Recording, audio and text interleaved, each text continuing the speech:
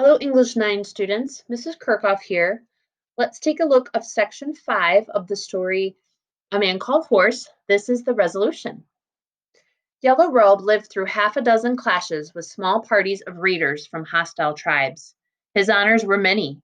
He captured horses in an enemy camp, led 2 successful raids, counted first coup, and snatched a gun from the hand of an enemy tribesman.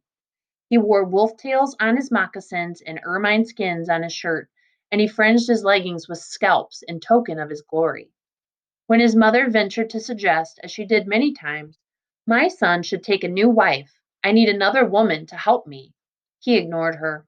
He spent much time in prayer, alone in the hills or in conference with a medicine man. He fasted and made vows and kept them. And before he could be free of the heavy honor of the bearskin belt, he went on his last raid.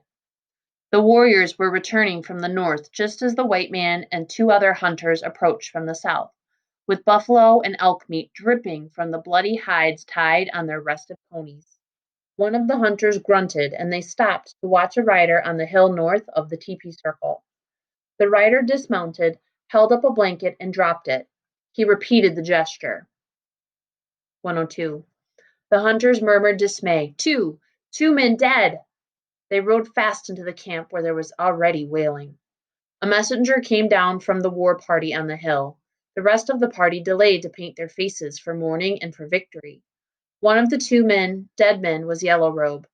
They had put his body in a cave and walled it in with rocks. The other man died later, and his body was in a tree. There was blood on the ground before the teepee to which Yellow Robe would return no more. His mother, with her hair chopped short, sat in the doorway, rocking back and forth on her haunches, wailing her heartbreak. She cradled one mutilated hand in the other. She had cut off another finger joint. Pretty Calf had cut off chunks of her long hair and was crying as she gashed her arms with a knife. The white man tried to take the knife away, but she protested so piteously that he let her do as she wished. He was sickened with the lot of them. Savages, he thought. Now I will go back.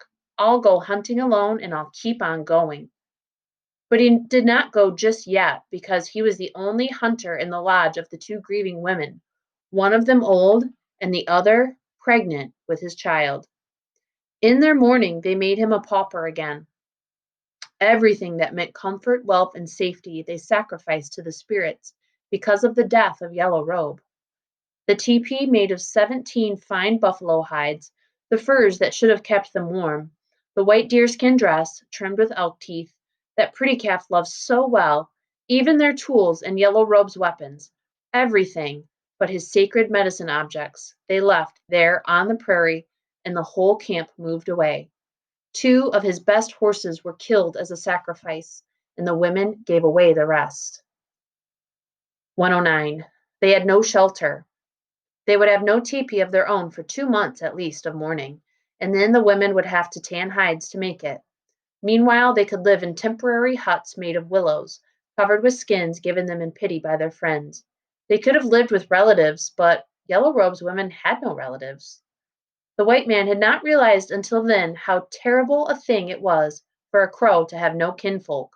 No wonder old Greasy Hand had only stumps for fingers. She had mourned from one year to the next for everyone she had ever loved. She had no one left but her daughter, Pretty Calf. Horse was furious at their foolishness. It had been bad enough for him, a captive, to be naked as a horse and poor as a slave, but that was because his captors had stripped him. These women had voluntarily given up everything they needed. He was too angry at them to sleep in the willow hut. He lay under a sheltering tree, and on the 3rd night of the morning he made his plans. He had a knife and a bow. He would go after meat, taking 2 horses, and he would not come back. There were, he realized, many things he was not going to tell when he got back home. In the willow hut, Pretty Calf cried out. He heard rustling there and the old woman's querulous voice. Some 20 hours later, his son was born, 2 months early, in the teepee of a skilled medicine woman. The child was born without breath, and the mother died before the sun went down. The white man was too shocked to think whether he should mourn or how he should mourn. The old woman screamed until she was voiceless. Piteously, she approached him, bent and trembling, blind with grief. She held out her knife, and he took it. 115. She spread out her hands and shook her head. If she cut off any more finger joints, she could do no more work. She could not afford any more lasting signs of grief. The white man said, all right, between his teeth. He hacked his arms with the knife and stood watching the blood run down. It was little enough to do for Pretty Calf, for little freedom. Now there is nothing to keep me, he realized. When I get home, I must not let them see the scars. He looked at Greasy Hand, hideous in her grief-burdened age, and thought, I really am free now. When a wife dies, her husband has no more duty toward her family. Pretty Calf had told him so long ago when he wondered why a certain man moved out of one teepee and into another. The old woman, of course, would be a scavenger. There was one other with the tribe, an ancient crone who had no relatives, toward whom no one felt any responsibility.